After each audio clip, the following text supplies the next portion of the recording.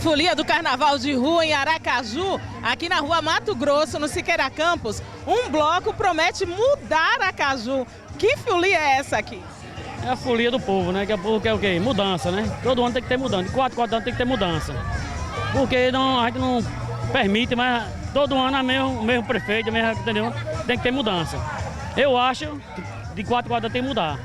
É um bloco de folia, de protesto, de muita alegria por aqui. O que você está achando do bloco? A disposição é muito bom, viu? Daninho Targoni proporcionando aqui o carnaval, certo? Proporcionando a nossa cultura, né? Sergipana, que é o carnaval. Tá muito bom, tá bom demais, mano. Venha pra cá vocês, Aracaju, Sergipe, Rua Pernambuco, estamos aí. Vamos embora, Aracaju!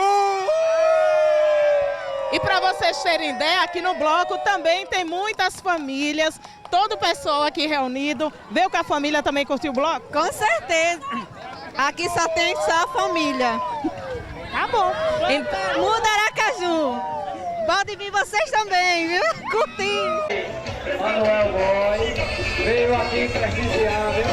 Ó, estamos aqui com o amigo.